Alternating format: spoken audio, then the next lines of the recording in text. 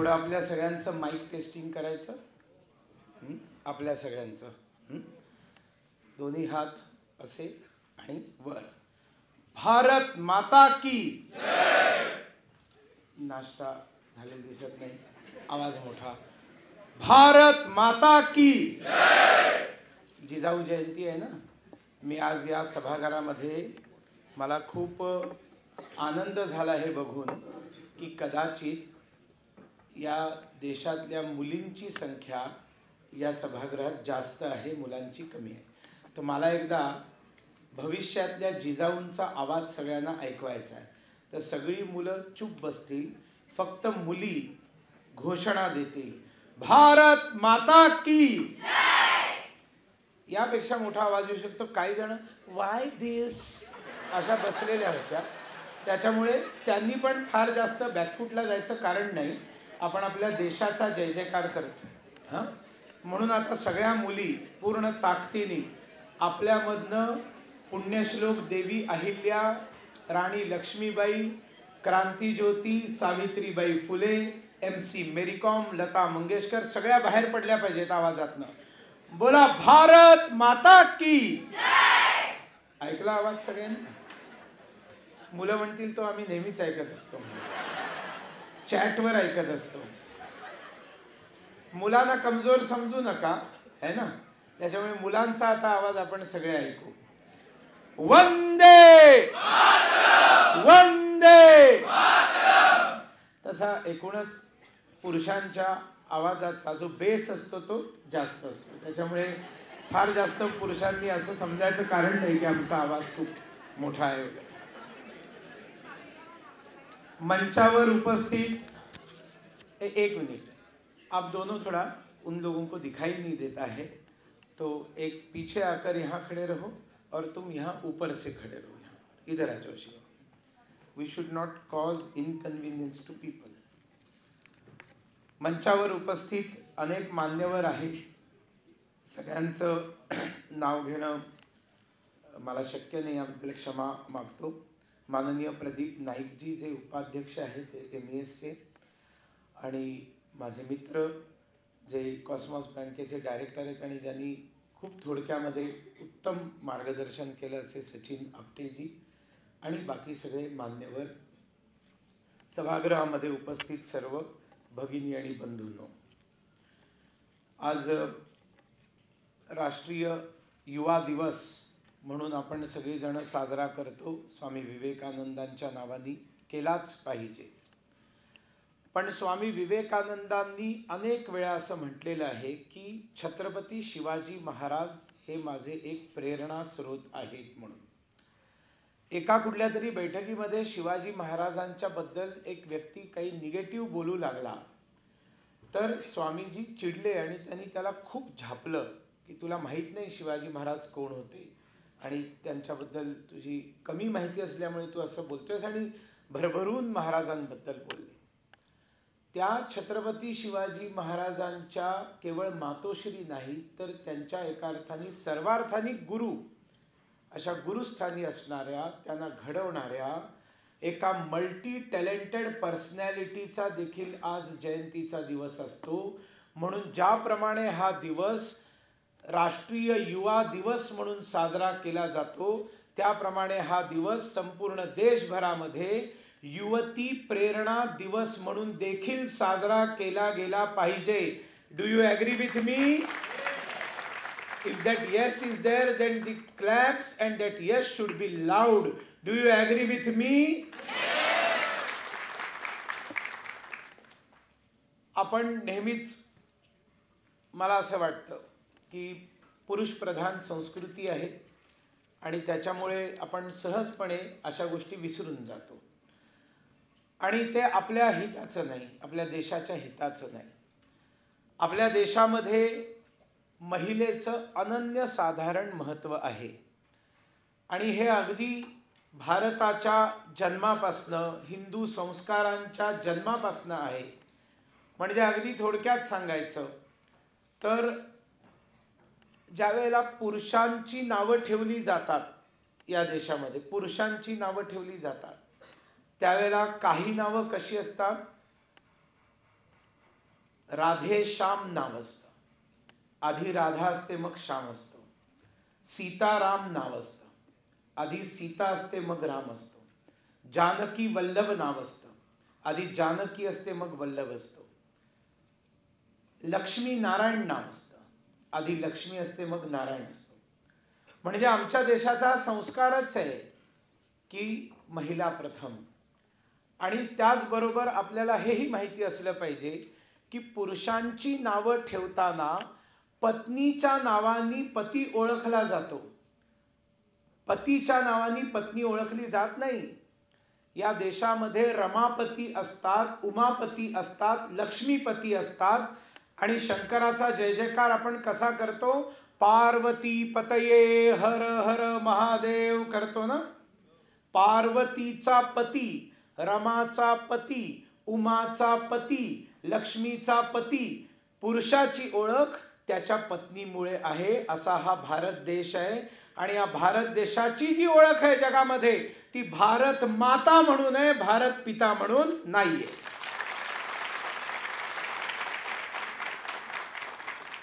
औरों के लिए लैंड है, रियासत है, जागीर है, वतन है, प्रॉपर्टी है, इस्टेट है, जायदाद है, जमीन का टुकड़ा है. हमारे लिए ये माँ है.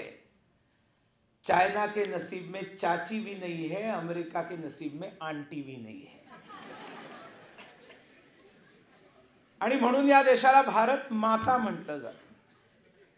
कराग्रे वसते लक्ष्मी, करमध्ये सरस्वती, करमूले तू गोविंदा, प्रभाते करदर्शनम. सकाळी उठल्यावर कोणाचाही चेहरा पाहण्याच्या आधी स्वतःचे हात पाहावेत म्हणजे कर्मयोग आहे, हे आम्हाला शिकवलेलं आहे. आणि नंतर जमिनीवर पाऊल ठेवताना समुद्र वसने देवी, पर्वतस्तन मंडले, विष्णुपत्नीम नमस्तुभ्यम, पादस्पर्शम क्षमस्व मे.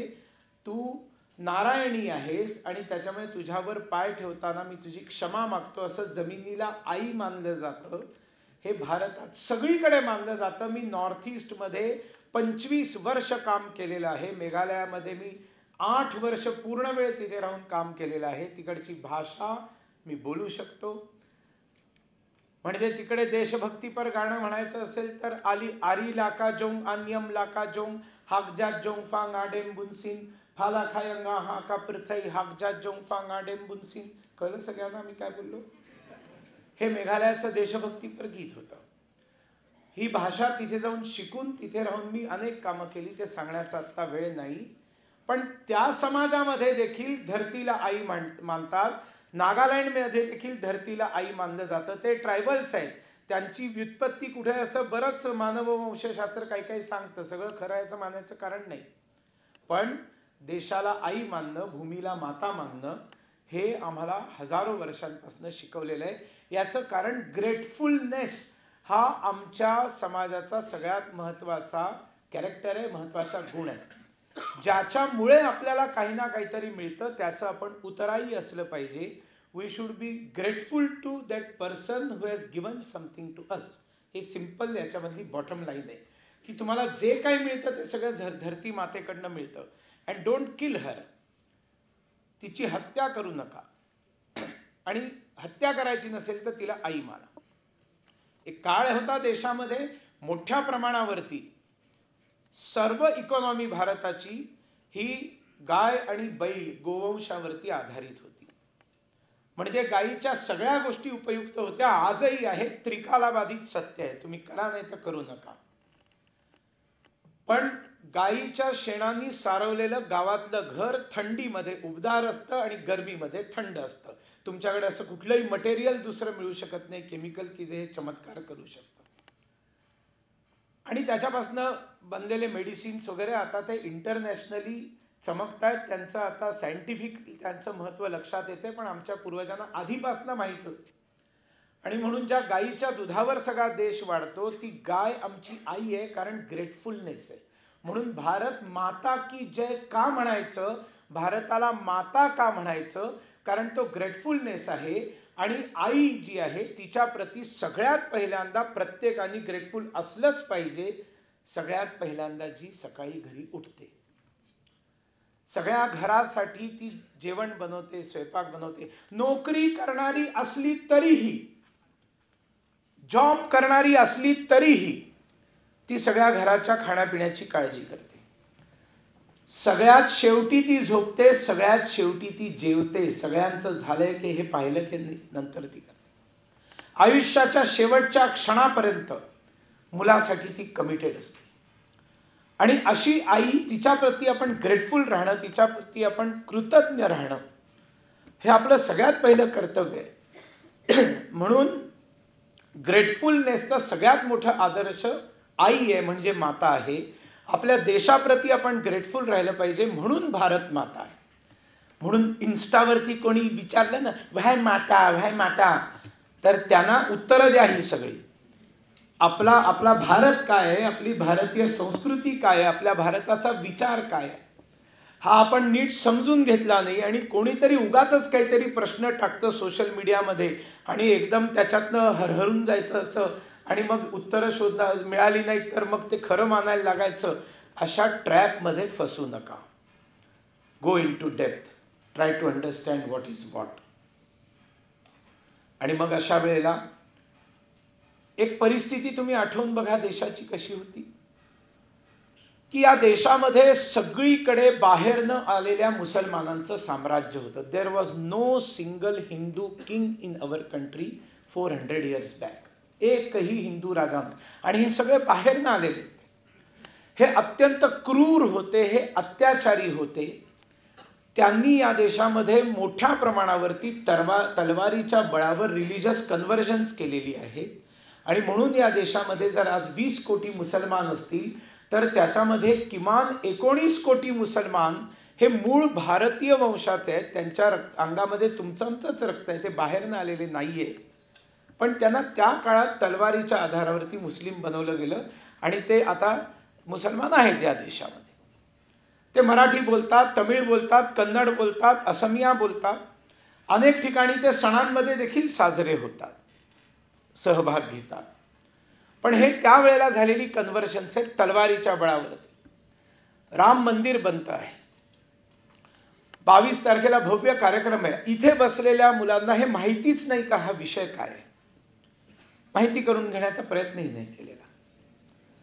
बाबरानी ज्या वेळेला भारतामध्ये प्रवेश केला त्यावेळेला अयोध्येमध्ये रामाच्या जन्मस्थानावरती बनलेलं जे मंदिर होतं ते त्यांनी तोडलं आणि त्या ठिकाणी त्यांनी एका मशिदीची निर्मिती केली. आता एक सिंपल प्रश्न तुम्ही विचारू शकता ना, की मग तो मशीदच बनवायची होती तर खूप सारी जागा पडलेली होती, दुसरीकडे बनवली असती.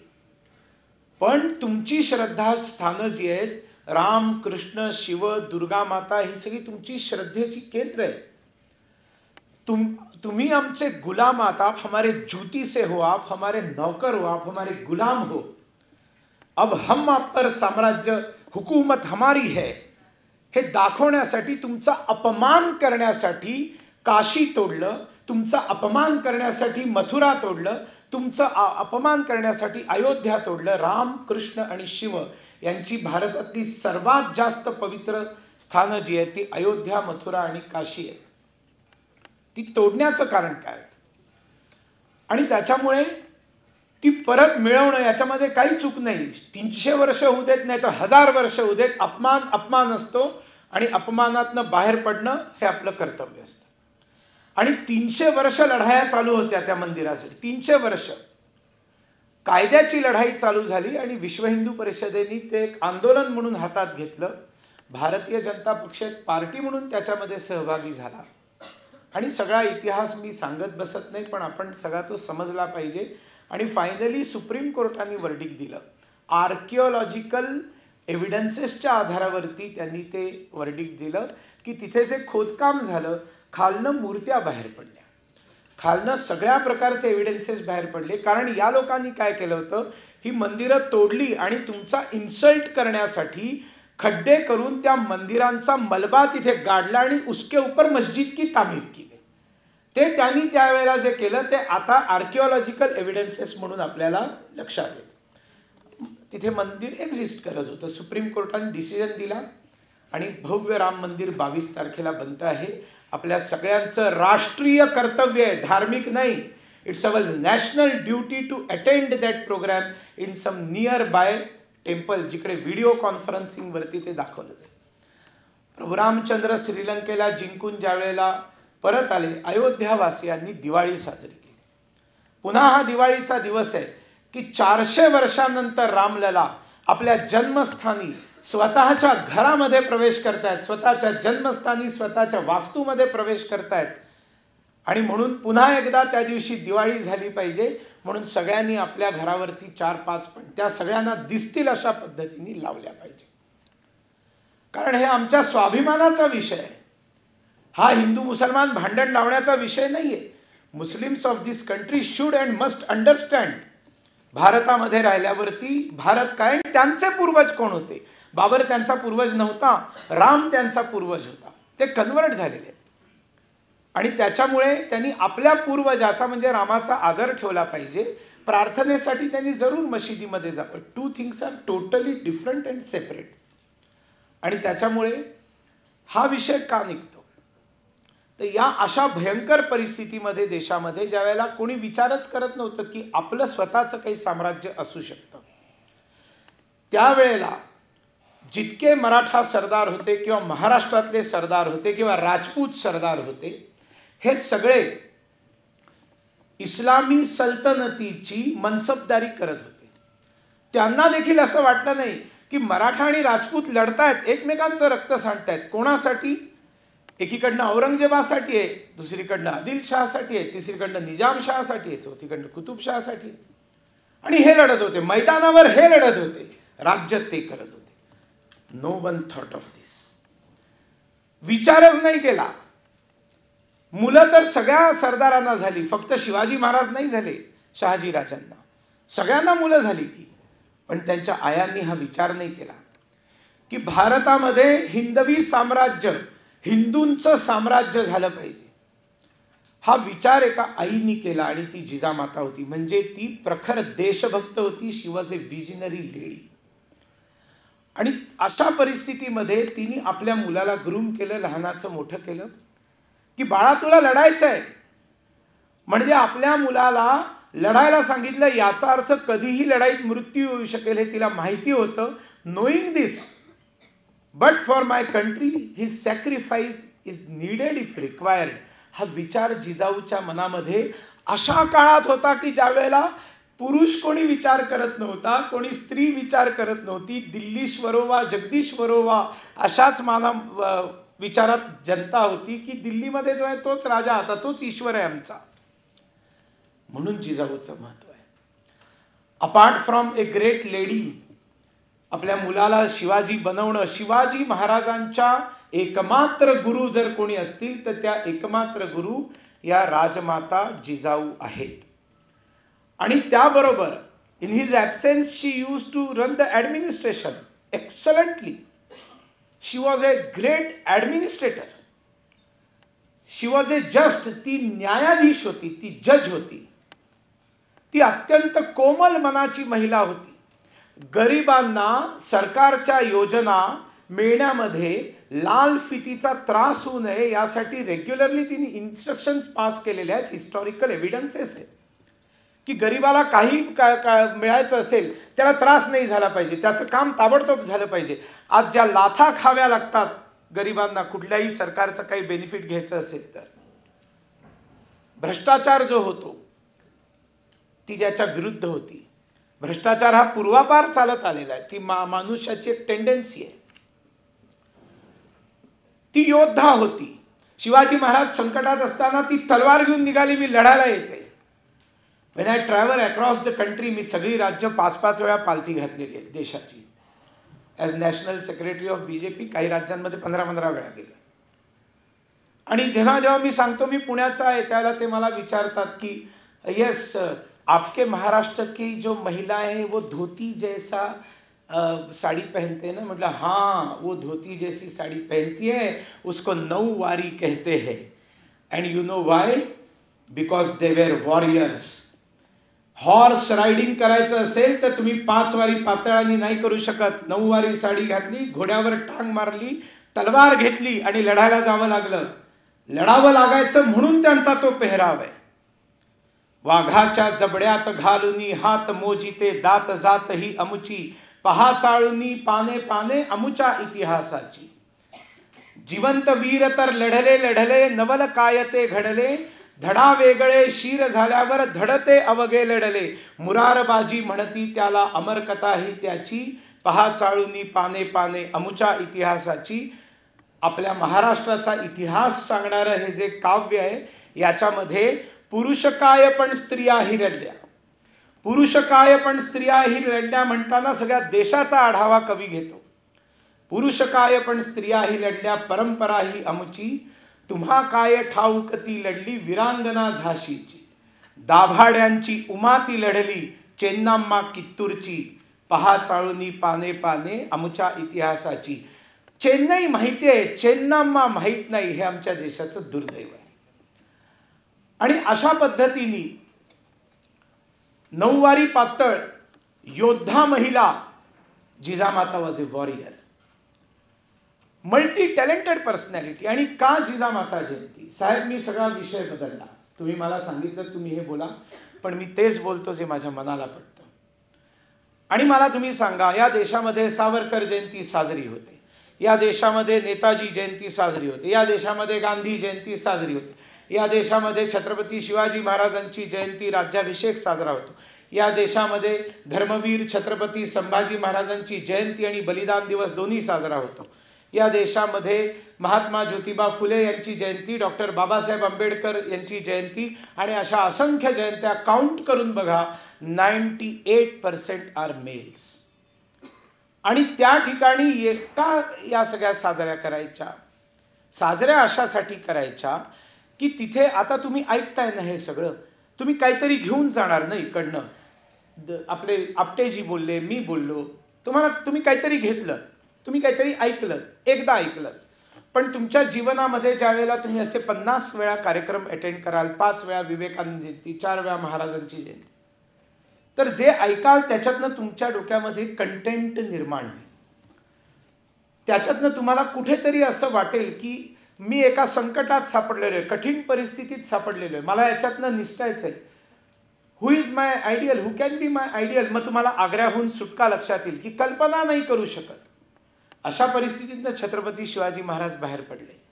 आदर्श निर्माण झाल्यावर प्रेरणा मिळते, जीवन जगायचं कसं याच्यामध्ये गायडन्स मिळतो. म्हणजे त्या जहाजामधनं जी सावरकरांनी साहसी उडी मारलेली आहे, अद्भुत आहे, अकल्पनीय आहे. सावरकरांची म्हणणंच होतं की यांच्यातनं पळालंच पाहिजे, बाहेर पडलं पाहिजे, जेलमध्ये राहून तुम्ही स्वातंत्र्य लढा लढूच शकत नाही. ह्या सगळ्या त्यांच्या गिमिक्स आहेत. आणि तुम्ही जर म्हणाला की ते कैदेतनं पळाले, तर हे म्हणणाऱ्याचं थोबाड फोडलं पाहिजे, कारण तो मुद्दामून मिसगाईड करण्याचा प्रयत्न करतोय लोकांना. सांगण्याचा मुद्दा असा की ज्यावेळेला हे कार्यक्रम साजरे केले जातात, आपल्याला माहिती मिळते, त्याच्यातनं प्रेरणा घेतात. मुली जरूर विवेकानंदांकडनं प्रेरणा घेतील, पण हृदयाच्या जवळ त्यांच्यासमोर एखाद्या महिलेचा चेहरा उभा केला तर त्या प्रेरणा जास्त घेतील, कारण ती महिला आहे आणि तरी देखील ती करू शकते. ही भावना तिच्या मनात निर्माण होऊ शकते. क्रांती ज्योती, ज्ञान ज्योती म्हणतात Savitribai Phule. Do you know what that lady was? What high level commitment she had? तुम्हाला माहितीच नाही, वाचलंच नाही तुम्ही. ज्या काळामध्ये मुली शिकत नव्हत्या, ब्राह्मणांच्या देखील मुली शिकत नव्हत्या, कोणी शिकत नव्हतं, मुलींना शिकवलंच जात नव्हतं. ज्योतिबांनी आपल्या पत्नीला शिकवलं आणि सांगितलं तू शाळा काढ, मुलींची शाळा काढ. आणि त्यावेळेला त्यांना वाडा स्वतःचा देणारे भिडे होते, ब्राह्मण होते. म्हणजे हे जे स्टिरियोटाईप सांगतात ना की हे सगळे कास्टमध्ये यांनी अन्याय केले, कधीही स्टिरियोटाईप विचार करू नका. सगळे सारखे नसतात समाजामध्ये. त्यावेळेला जे वाईट होते ते वाईट होतेच, पण जे चांगले होते त्याच्याबद्दल बोला ना. आणि त्या वाड्यामध्ये शाळा चालू झाली. साडी घालून जायच्या आणि चिखलफेक व्हायची. तथाकथित जे मुलींच्या शिक्षणाच्या विरोधात होते आणि त्यातनंही दलित आणि त्या सगळ्या दलित वंचित मुलींसाठी शाळा चालू केलेली, त्याच्यामुळे ते सहनशीलतेच्या बाहेर त्यांच्या होतं म्हणून चिखल आणि शेण टाकायचे. रडत सावित्री घरी आली. महात्मांना सांगितलं असं झालंय. काय मार्गदर्शन करावं महात्मांनी? की तू एक काम कर, थैलीमध्ये दुसरी चांगली साडी घेऊन जा आणि शाळेत गेल्यानंतर साडी चेंज कर, चांगली साडी घालून मुलींना शिकव. आणि परत येत असताना ती चांगली साडी घडी घालून पुन्हा त्या थैलीत ठेव आणि ती शेणानी माखलेली जी साडी आहे ती पुन्हा घालून परत घरी ये. Can you imagine this commitment? Do you have guts? आज या ठिकाणी असलेल्या मुलांना मी प्रश्न विचारतो, पुरुषांना प्रश्न विचारतो, की जर पत्नीला मूल नाही झालं, कारण मूल पत्नीला होतं, पण ते नाही झालं तर त्याच्यासाठी काय फक्त पत्नी रिस्पॉन्सिबल असू शकते? पुरुषही असू शकतो ना. मग ज्या वेळेला सावित्रीला मूल नाही झालं त्यावेळेला सावित्रीच्या वडिलांनी, ज्योतिबाच्या सासऱ्यांनी ज्योतिबाला सांगितलं, माझ्या मुलीपासून तुला मूल होत नाहीये, तू दुसरं लग्न कर. म्हणजे बाप म्हणतो आपल्या जावयाला की माझ्या मुलीची सवत घेऊन ये घरी. बाप म्हणतो, वडील म्हणाले असते वेगळी गोष्ट होती. महात्मा उत्तर देतात आपल्या सासऱ्यांना की दोष तर माझ्यातही असू शकतो. असं होऊ शकतं की सावित्रीला तर मूल होऊ शकतं पण माझ्यामुळे होत नसावं. मग मला तुम्ही दुसरी बायको शोधण्याच्या ऐवजी तुम्ही तुमच्या मुलीसाठी दुसरा नवरा का शोधत नाही, ज्याच्याकडनं हो सकता है की तुम नाना बन जाओगे? आज हा प्रश्न आणि या प्रश्नाला उत्तर भारतामध्ये किती पुरुष देतील सांगा.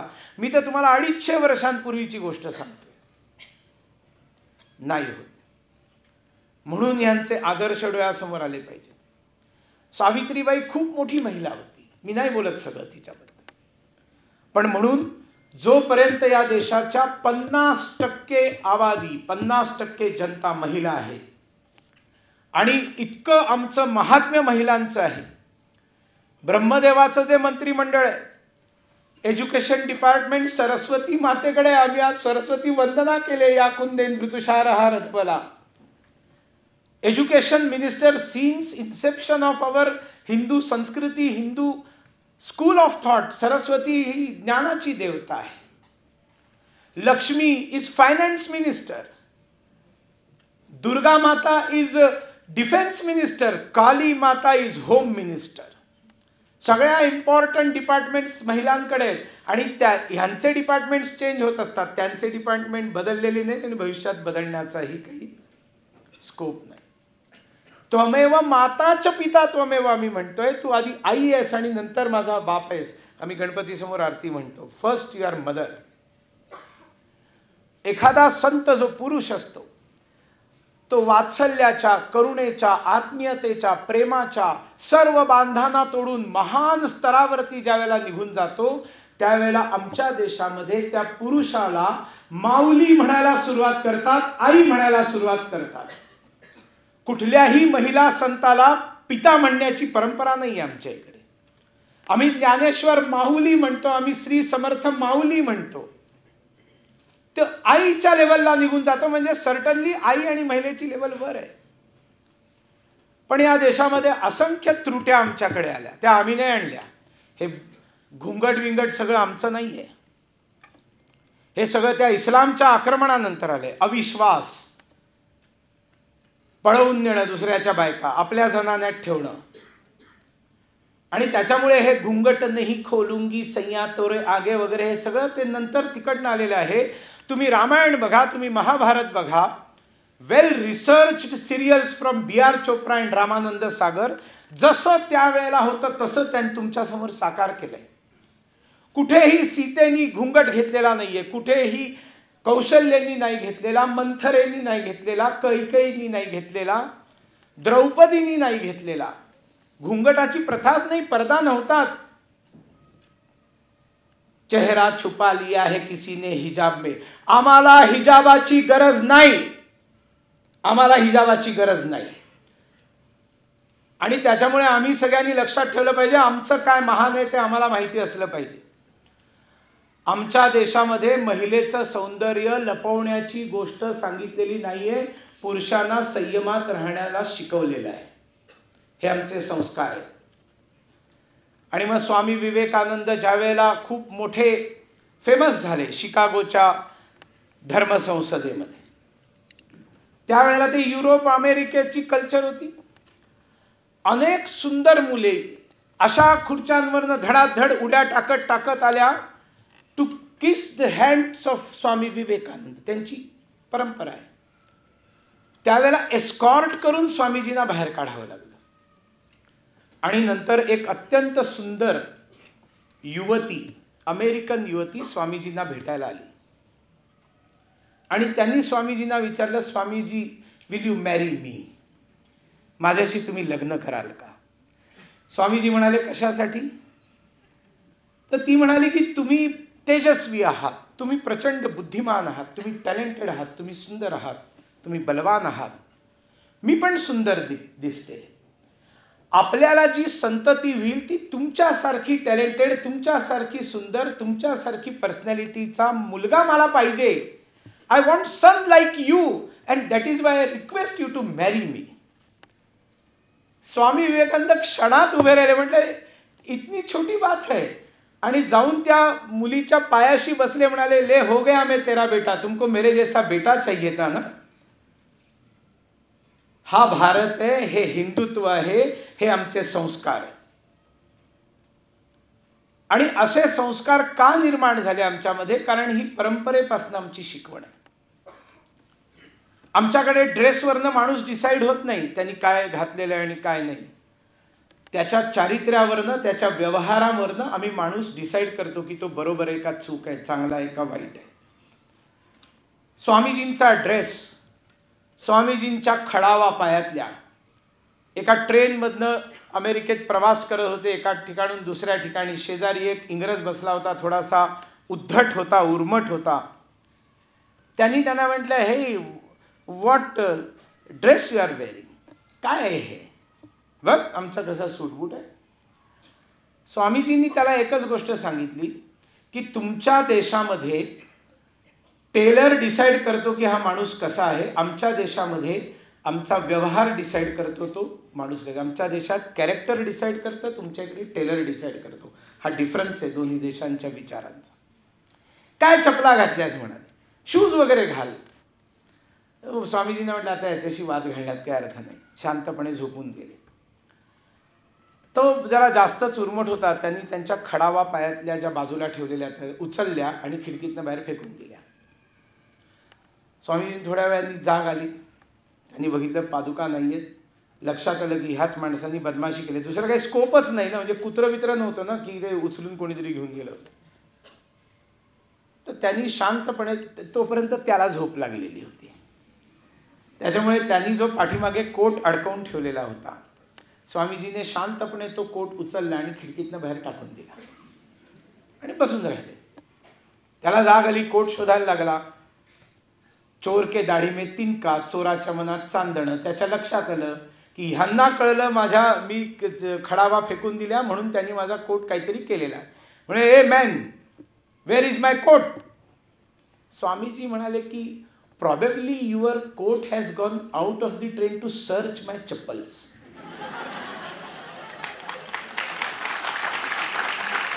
चला, MBSच्या मुला मुलींना टाळ्या वाजवता येतात.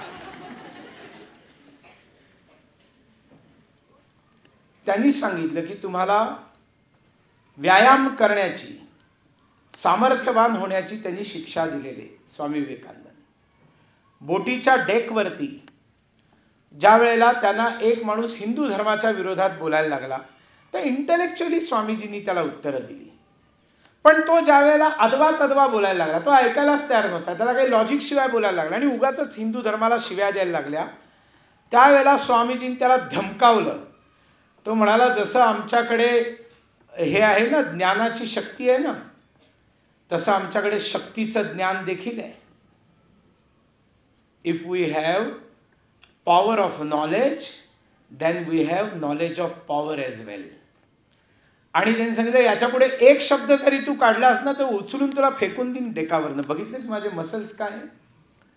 सामर्थ्य ही जीवन है, दुर्बलता मृत्यू. तुम्हाला एन्जॉयमेंट्स करायचे आहेत, करा, माझं काही म्हणणं नाही. अरे पण त्या एन्जॉयमेंट 100 वर्ष करा ना.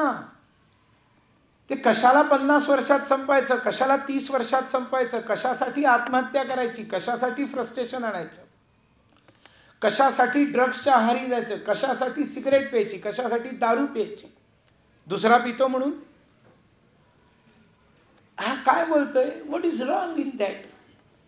प्रत्येक गोष्ट जी तुमचं टॅलेंट खतम करते, तुमचं तेज खतम करते, तुमच्या शरीरामधले गुण कमी केल्यामुळे तुमचं करिअर त्याप्रमाणे कमी होत जातं, हे तुमच्या लक्षात आलं पाहिजे.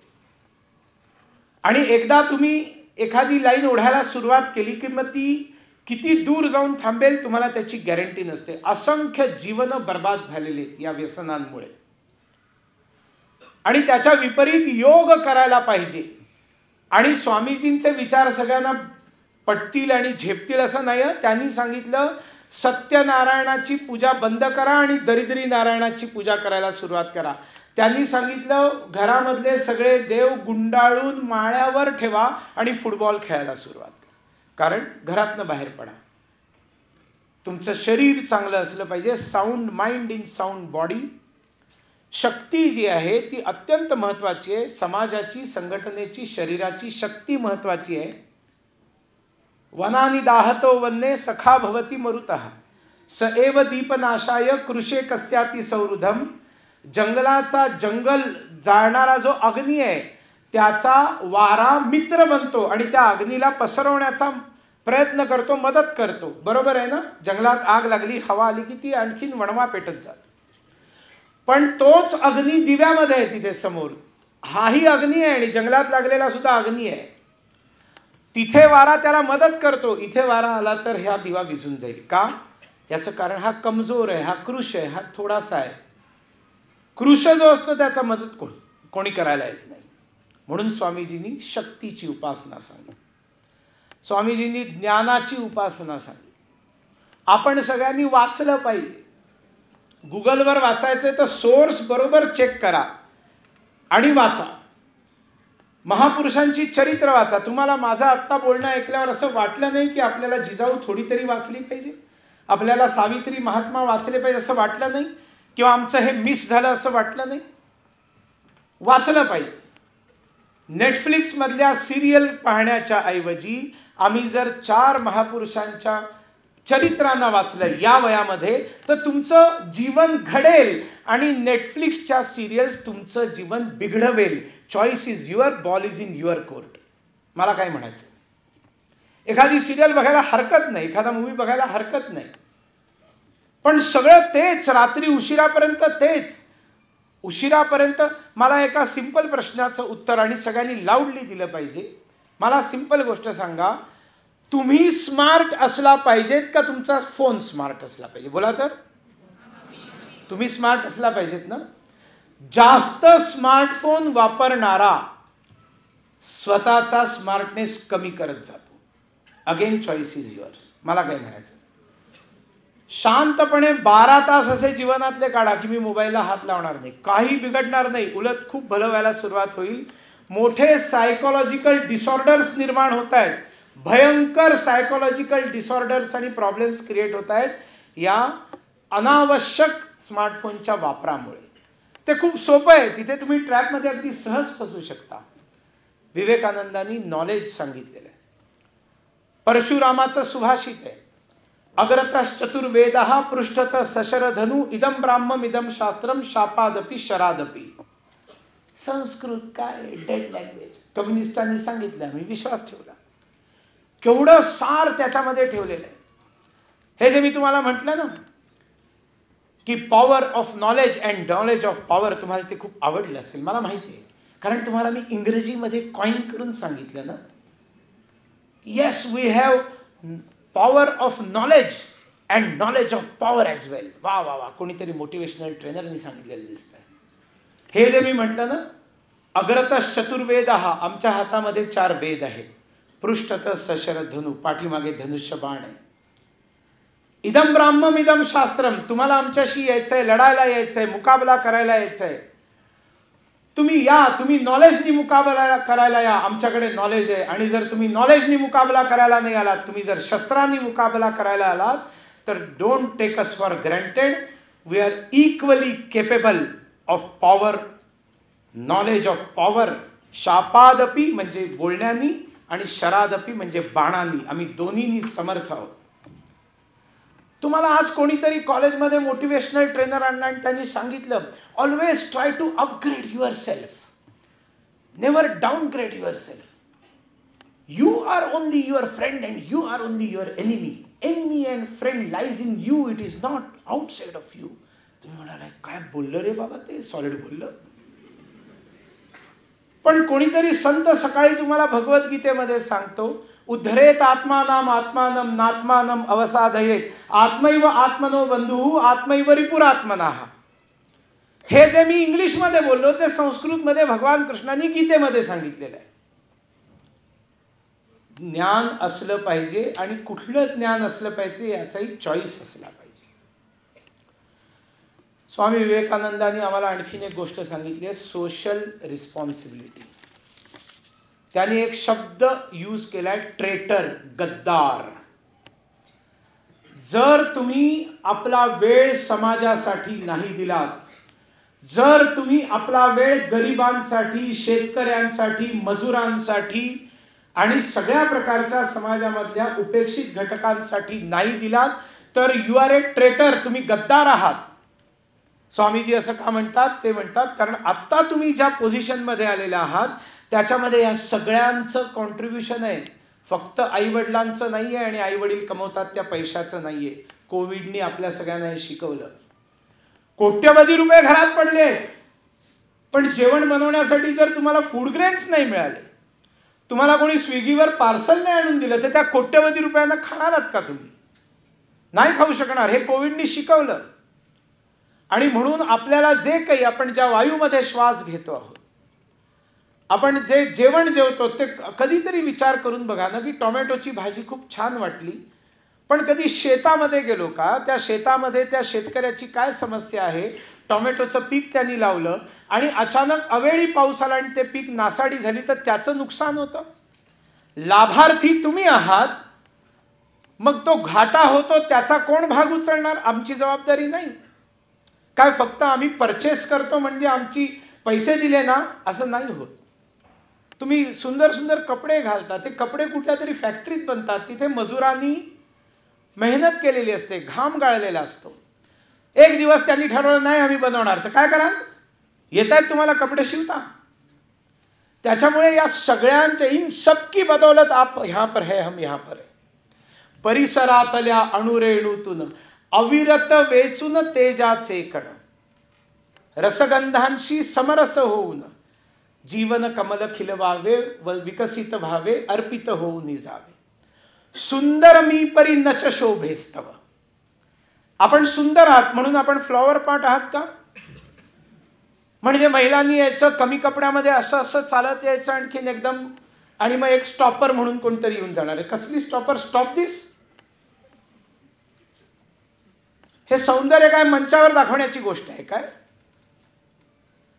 आणि मंचावर यायचं आणखीन आपले मसल्स दाखवायचे. सुंदर मी परी नच शोभेस्तव, जनहित हेतुक मम बल वैभव, समष्टीसाठी सकलही सौष्ठव, हे नित हृदयी धरावे, विकसित व्हावे, अर्पित होऊन जावे.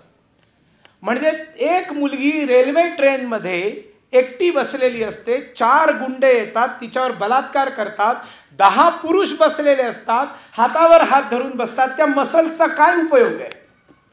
जर तिच्या रक्षणासाठी ते जाऊ शकत नसतील तर काय उपयोग आहे? ते सौंदर्य मंचावर येऊन दाखवून आणि आपलं बलवैभव मंचावर येऊन दाखवून या डिस्प्लेच्या गोष्टी नाही आहेत, या समाजाच्या हितासाठी वापरण्याच्या गोष्टी आहेत. स्वामी विवेकानंद सांगतात आणि तुम्ही त्या हितासाठी नाही वापरलं, then you are a traitor, then you will be ungrateful to them. जगामध्ये परमेश्वर सगळे गुन्हे माफ करू शकतो, कृतघ्नतेला माफी नाही, अनग्रेटफुलनेसला कोणी माफ नाही करत. तुम्ही ज्याच्यासाठी काहीतरी केलं आणि त्यांनी तुमच्या विरोधात काही केलं तर सगळ्यात जास्त त्रास होतो की नाही?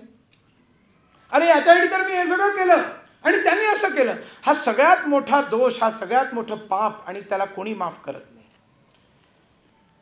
आणि त्याच्यामुळे आपल्या सर्वांना युवा चेतना म्हणजे या सगळ्या गोष्टी शिकून आपलं जीवन यापन केलं पाहिजे. Swamiji was against casteism.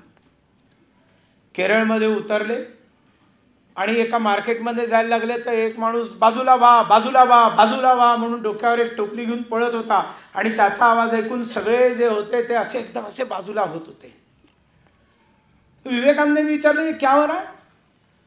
तर केरळमधल्या त्या सांगणाऱ्यांनी सांगितलं की तो दलित आहे आणि त्याची जर सावली पडली तर विटाळ होईल आणि म्हणून त्याला बाकीच्यांना घरी जाऊन आंघोळ करावी लागेल, शुद्ध करावं लागेल स्वतःला, आणि म्हणून तो स्वतः म्हणतोय बाजूला व्हा, बाजूला व्हा, आणि लोक बाजूला होत आहेत. विवेकानंद म्हणाले मी काय वेड्यांच्या देशात आहे काय? आपल्या देशाचं सगळ्यात मोठं नुकसान जर काही केलं असेल तर या जाती व्यवस्था आणि त्याच्याबद्दल असलेले अनावश्यक अभिमान. ठीक आहे, कुठल्या जातीचा ठीक आहे, आता आहे, जन्म झाला, तुमच्या हातात नव्हतं, म्हणून त्या प्राऊडमुळे दुसऱ्याचं नुकसान करणं, त्या प्राऊडमुळे नुकसान सोडा इन्सल्ट करणं, हे इन्सल्ट हा देवाचा इन्सल्ट.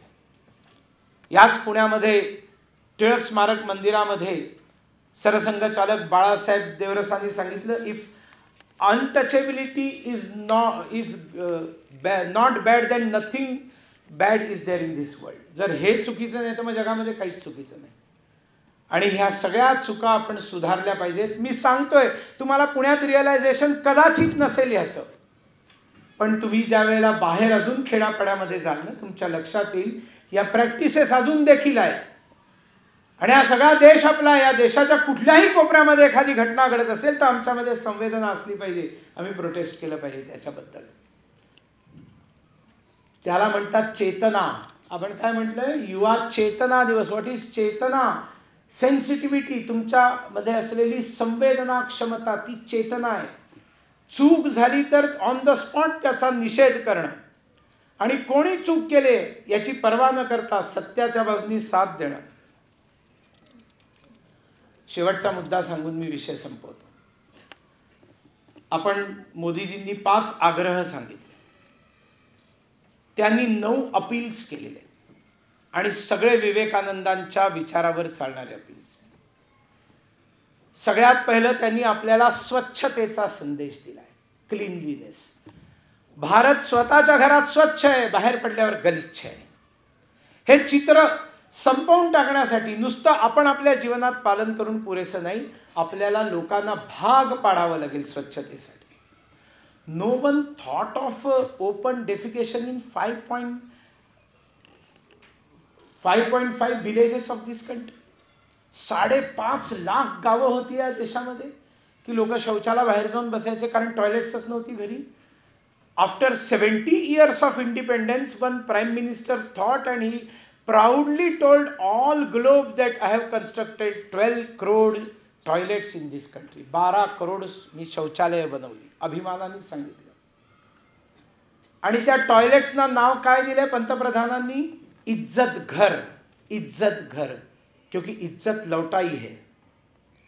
आणि ही इज्जत सूर्योदयानंतर सूर्यास्तापर्यंत या देशामध्ये महिला या टॉयलेटला जायला घाबरायच्या. याचं कारण ओपन डेफिकेशनला लाज वाटायची, प्रॉब्लेम्स होते.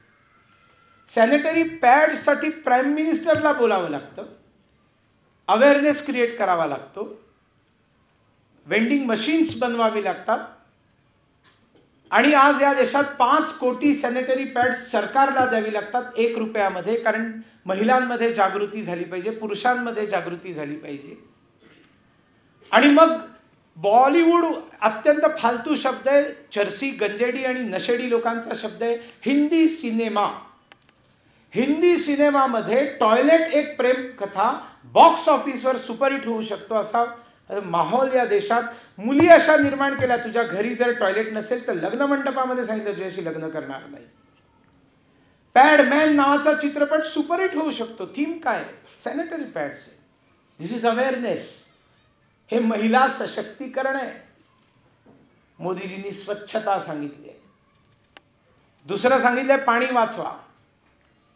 कुठेतरी नळ चालू असतो, आपण नळ चालू ठेवून जातो. मी मॅक्झिमम फिंगर बाउलचाच उपयोग करतो, कारण कमीत कमी पाणी त्याच्यात. तुम्ही एकदा नळ सोडलात की गेले 3-4 तांबे पाणी. बेस्ट फिंगर बाउल आहे. छोट्याशा ह्याच्यात जे आपलं हाताचं काम असतं ते होऊन जातं, थोडं लिंबू असतं त्यात. मी ॲडिशनली सांगतो वीज वाचवा. कुठेतरी रस्त्यावरती आपण एखाद्या खोलीत असतो, आपल्या घरामध्ये सगळ्या रूम्समध्ये टीव्ही चालू असतो, पंखा चालू असतो, AC चालू असतो, त्या रूममध्ये कोणी बसलेलं नसतं. बिल तुम्ही भरता, पण ऊर्जा देशाची आहे ना. बिल भरतो याचा अर्थ आम्ही काही करू असं होत नाही. त्यांनी पाण्याला सुरक्षित ठेवायला सांगितलं, स्वच्छतेला सुरक्षित ठेवायला सांगितलं आणि डिजिटल क्रांती आणली त्याने. UPI डिजिटल क्रांती आहे. त्यांनी सांगितलं मॅक्झिमम ट्रान्झॅक्शन्स फक्त डिजिटलवर करा. त्यांनी आणखीन चौथा मंत्र दिला, लोकल प्रोडक्ट्सला जास्त प्रिफरन्स द्या. सगळ्यात पहिल्यांदा आपल्या जिल्ह्यात जे बनतं ते विकत घ्या. त्याच्यानंतर जे आपल्या स्टेटमध्ये बनतं त्याला प्रायोरिटी द्या. त्याच्यानंतर आपल्या देशात जे बनतं त्याला प्रायोरिटी द्या. लोकलसाठी वोकल व्हा आणि लोकलला ग्लोबल करायला सुरुवात करा. ती सुरुवात झालेली आहे.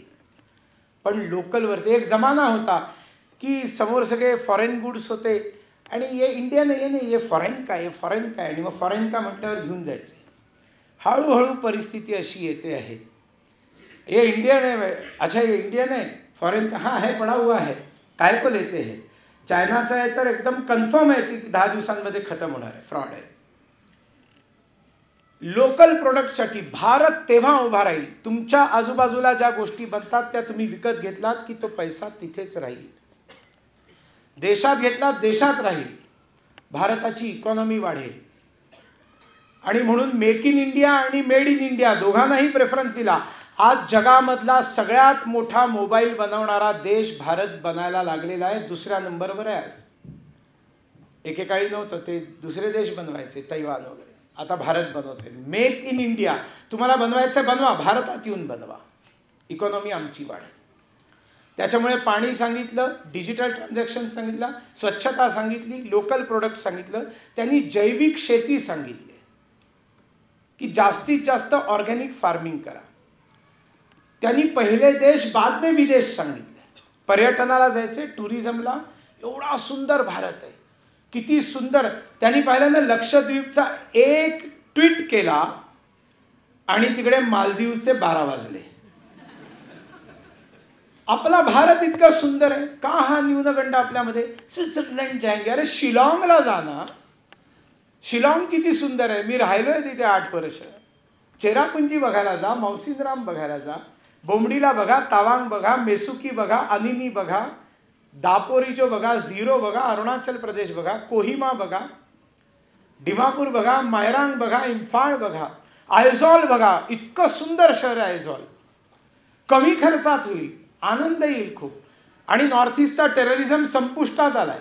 इन्फ्रास्ट्रक्चर प्रचंड वाढले. मी गेलो त्यावेळेला हे सगळं काही नव्हतं. टेररिझम भयंकर होता. पुण्यातनं गेलेल्या प्रमोद दीक्षितांची हत्या झाली होती तिकडे, दहशतवाद्यांनी केली. ते सगळे सरेंडर झाले. आता काही नाही.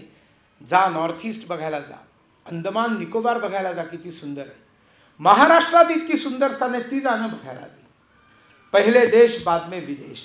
जैविक शेती, पहिल्यांदा आपला देश बघण्याचं अपील, योगाचं अपील.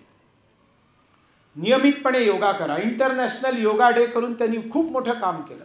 मोठ्या प्रमाणावरती रोजगार मिळाला भारताला. 200हून अधिक देशांचे ग्रुप यायला सुरुवात होते मे महिन्यामध्ये किंवा त्याच्या आधी. We want to learn yoga. भारतात जितक्या योगा इन्स्टिट्यूट्स आहेत सगळ्या ओव्हरफ्लो असतात. त्यांना रोजगार मिळतो.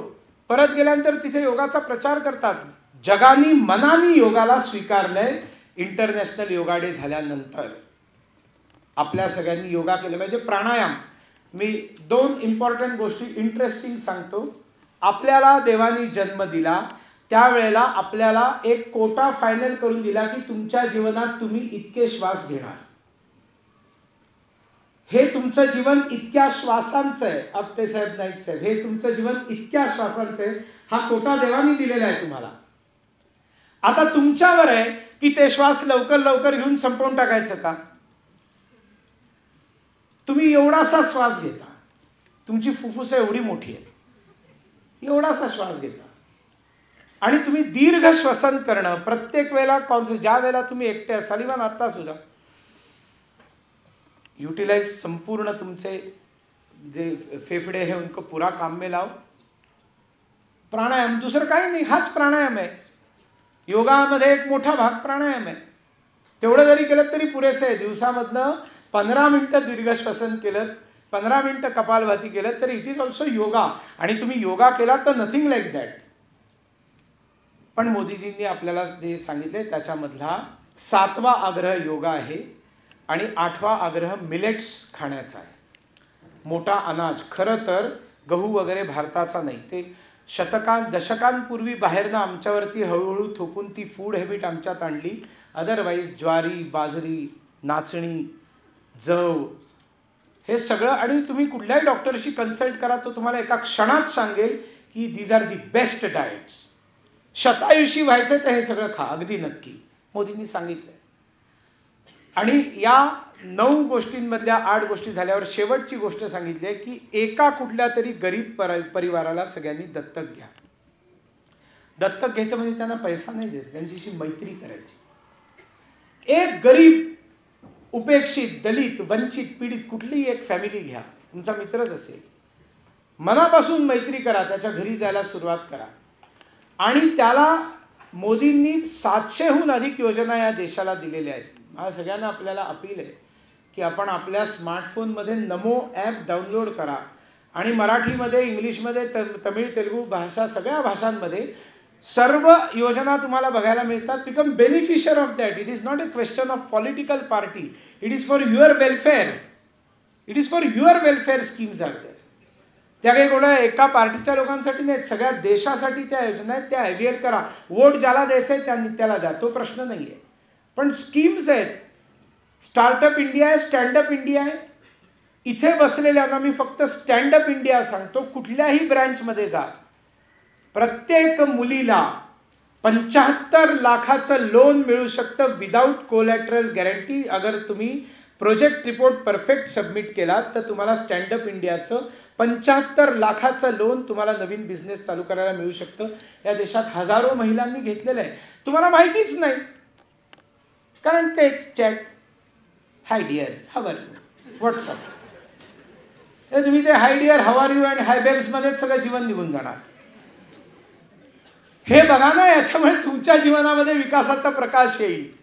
आणि मग एखाद्या गरीब परिवाराला संपर्कात आणून त्यांना या सगळ्या प्रकारची मदत मिळवून देण्यासाठी मेसेंजर बना, त्यांच्यासाठी एक दूत बनून काम करा. 2047 मध्ये जर भारताला डेव्हलप्ड कंट्री, विकसित भारत, विश्वगुरु जे स्वामी विवेकानंद म्हणाले होते, हे जर करायचं असेल तर इथे बसलेल्या पिढीची येणारी 25 वर्ष उमेदीची 25 वर्ष आहेत. नवीन तरुणाईचं रक्त आहे, जोश आहे. आपण हे करू शकतो. We can bring our India, we can bring our Bharat to pinnacles glory. आणि त्याच्यासाठी आदर्श जर कोणी असू शकतात तर ते राजमाता जिजाऊ आणि त्यांच्यासारख्या अनेक महान विभूती महिला, विदुषी आणि स्वामी विवेकानंद आणि त्यांचे विचार ऐकून टाळ्या वाजवून जाण्यामध्ये काही मतलब नाही. त्याच्यातलं काहीतरी आपण जर घेतलं तर आपलं जीवन सफल होईल. तुझे तेज अंगी शतांशे जरीही उजाळून टाकू दिशा दाही दाही. त्यांच्यातलं शतांश, जिजाऊमधलं किंवा विवेकानंदांमधलं शतांश जरी आपण काही घेतलं तरी आपला जीवन जे आहे त्याचा उद्धार होईल. म्हणून ही जयंती, म्हणून हे व्याख्यान आणि म्हणून आपल्या सगळ्यांना धन्यवाद देताना मला सोशल मीडियामध्ये फॉलो करा असं एक आणखीन अपील करतो. मला तुमच्यासारखे मित्र पाहिजे. फेसबुकवर मला फक्त 1 कोटी फॉलोअर्स आहेत, तर त्याच्यामध्ये तुम्ही जर मला मिळालात तर मी अमीर होईन, रिच होईन. ट्विटरवर मला 2.5-3 लाख फॉलोअर्स आहेत. तुम्ही जर आलात तर मला फायदा होईल. इन्स्टावरती फक्त 1 लाख आहेत. तुम्ही आलात तर मी रिच होईल. आणि त्याच्यामुळे आपण सगळ्यांनी मला फॉलो करावं. आणि तुम्हाला कधीही अशा प्रकारचा प्रश्न निर्माण झाला, you can drop message to me. I am with you. पुण्यामध्येच आहे, पुण्यातच भेटीगाठी होत राहतील. खूप खूप धन्यवाद. आणि यांनी माझ्या परिचयात हे नाही सांगितलं की basically I am MSc BEd, मी एक टीचर आहे. आणि जोपर्यंत घंटा वाजत नाही मी बोलणं बंद करत नाही. मग अशी आपटेसाहेब बोलताना बेल वाजली तर मी हळूच नायकांना विचारलं, काय हो, त्यांना थांबण्यासाठी ती बेल वाजली होती का पिरियडची बेल वाजली? ते म्हणाले पिरियडची बेल वाजली. तर इथे यांनी काही घंटा कुठली वाजवली नाही मला थांबवण्यासाठी. आणि राजकारणामध्ये पाठीमागनं कुडता खेचतात, तर इथे असंही काही स्कोप नाही. सगळे सज्जन बसलेले आहेत. माझ्या स्पीचेसमध्ये काही ठिकाणी नॉर्थ ईस्टवर 2-2 तास बोलायचं होतं. समोरून मला असे घड्याळ दाखवायचे पुढे, बघ आता गप्पस म्हणून. पुण्यामधल्या एका रात्रीच्या व्याख्यानामध्ये पाठीमागे बसलेल्यांनी मला कॅलेंडर दाखवायला सुचवलं. This can happen only in Pune. आणि मग दहशतवादाचे दिवस ज्यावेळेला चालू होते त्यावेळेला समोर बसलेल्यांनी एकाने रिव्हॉल्वर काढला. मोदींनी ते दिवस संपवले. पण मग मी त्याला म्हणतो, अरे बाबा मी थांब, मी जातो, मला तू हे नको करूस, मारू नकोस, माझं भाषण मी बंद करतो. तर तो म्हणाला, तुम्ही बोला हो, तुमच्यासाठी हा बंदूक मी आणलेली नाहीये, है ना, आणि तुम्ही गेल्यानंतर तुम्हाला भाषण देण्यासाठी ज्यांनी इथे बोलवलेलं आहे त्याचा मी समाचार घेणार आहे, त्यासाठी हे रिव्हॉल्वर. मला इथे वैद्यांनी बोलवलेलं आहे, त्याच्यामुळे his security is my responsibility. म्हणून थांबतो. एकदा जोरात मातृभूमीची जय जयकार. भारत माता की, राजमाता जिजाऊ की, छत्रपती शिवाजी महाराज की. तुम्ही हात बीत जरा वर करा. हा, सगळे जरा असे हात मस्त वर करा, एकदम छान. हा, मी सुनील देवधर की जय म्हणतच नाहीये, है ना, मी त्या महापुरुषांची जय जयकार करतोय. धर्मवीर छत्रपती संभाजी महाराज की, क्रांती ज्योती ज्ञान ज्योती सावित्रीबाई फुले की, स्वातंत्र्यवीर सावरकर की, भारत माता की. जय श्री राम, जय जय श्री राम. धन्यवाद. आज संध्याकाळी बालगंधर्व रंगमंदिरामध्ये 4:30 वाजता जिजाऊ जयंतीचा कार्यक्रम मी आयोजित केलेला आहे. आपल्या सगळ्यांना मी आमंत्रित करतो. साध्वी ऋतंभरा दीदी मा त्या ठिकाणी येणार आहे आणि खूप सुंदर कार्यक्रम होईल. त्याच्यामध्ये मी 125 तळागाळातल्या अचिव्हर महिला, गरीब महिलांना जिजाऊ पुरस्कारांनी फेलिसिटेट करतो आहे. टाळ्या नाही, your presence in the programme. Thank you.